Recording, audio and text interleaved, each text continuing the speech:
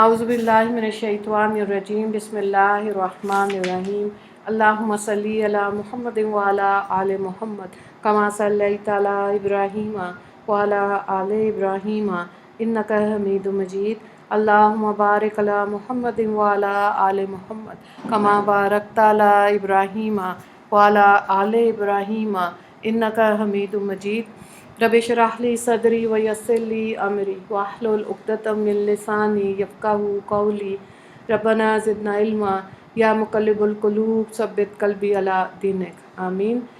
10 عنوانات کے تحت اسلامی تعلیمات 22 ذی الحج۔ عنوان نمبر 1 اسلامی تاریخ مجدد الفسانی حضرت شیخ احمد سرہندی رحمہ اللہ۔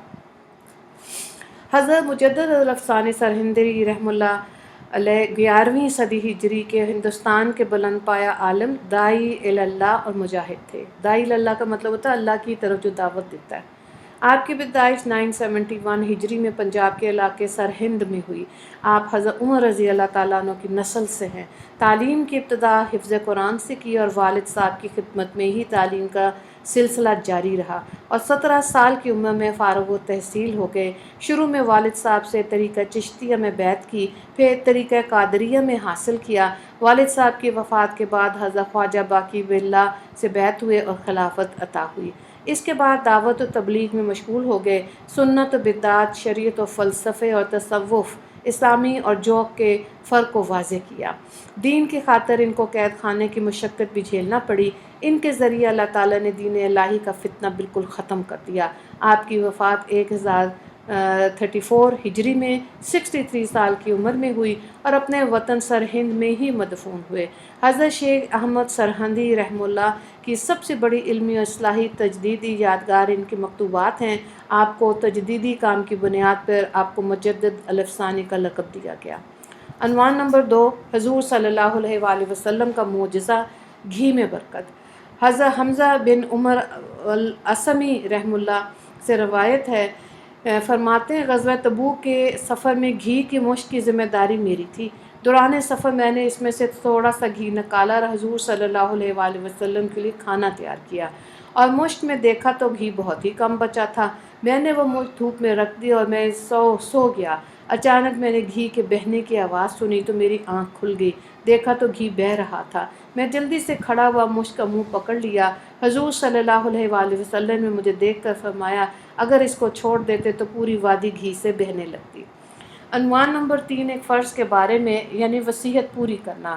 قرآن میں اللہ تعالیٰ نے چند وارثوں کے حصوں کا ذکر کرنے کے بعد فرمایا یہ سب ورثہ کے حصوں کی تقسیم میت کی وصیت کی ہوئی چیزوں کو پورا کرنے اور قرض ادا کرنے کے بعد کی جائے گی۔ سورہ نساء آیت نمبر 12۔ مفہوم یہ ہے کہ میت نے اگر کسی کے حق میں کچھ وصیت کی ہو تو وارثوں کو ان کا حصہ دینے سے پہلے میت کے چھوڑے ہوئے مال کے تہائی حصے سے وصیت پوری کرنا واجب ہے۔ عنوان نمبر 4 ایک سنت کے بارے میں اولاد کو نمازی بنانے کی دعا۔ اپنی اولاد کو نماز کا پابند بنانے کے لیے اس دعا کا اہتمام کرنا چاہیے۔ یہ حضرت ابراہیم علیہ السلام کی دعا ہے جنہوں نے اپنی اولاد کو مکہ مکرمہ میں چھوڑتے وقت پڑھی تھی۔ رب اجعلنی مقیم الصلاۃ ومن ذریتی ربنا وتقبل دعا۔ ترجمہ: اے میرے رب مجھ کو اور میری اولاد کو نمازی بنا دے۔ اے میرے رب ہماری دعاؤں کو قبول فرما لے۔ سورہ ابراہیم آیت نمبر 40۔ عنوان نمبر 5 ایک عمل کی فضیلت یعنی اذان سننے کے بعد دعا پڑھنا۔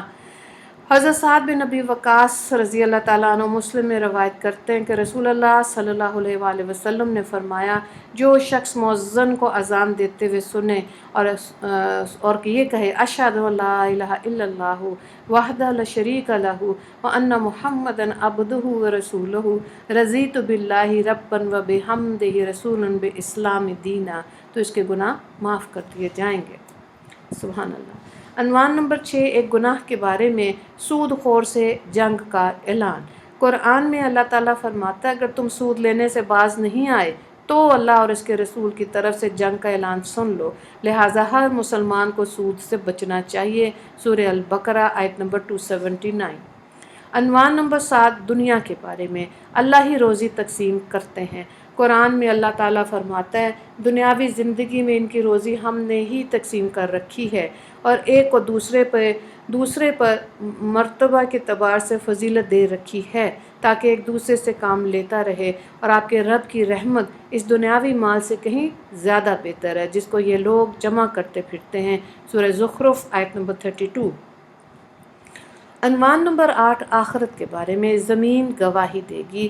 حضرت ابو ہریرہ رضی اللہ تعالیٰ عنہ ترمذی میں روایت کرتے ہیں کہ آپ صلی اللہ علیہ وآلہ وسلم نے یہ آیت تلاوت فرمائی، یومئذ تحدث اخبارہا، اس دن زمین اپنی سب باتیں بیان کر دے گی۔ پھر ارشاد فرمایا تم جانتے ہو زمین کیا خبریں بیان کرے گی؟ صحابہ نے عرض کیا اللہ اور اس کے رسول خوب جانتے ہیں۔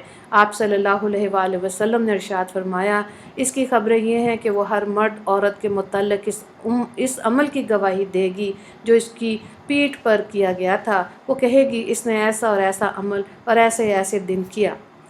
عنوان نمبر 9 طب نبوی سے علاج، ختنے کے فوائد۔ رسول اللہ صلی اللہ علیہ وآلہ وسلم نے فرمایا 5 چیزیں فطرت میں سے ہیں، ان میں سے ایک ختنہ کرنا بھی ہے۔ اس کو حضرت ابو ہریرہ رضی اللہ تعالیٰ عنہ نے مسلم میں روایت کیا۔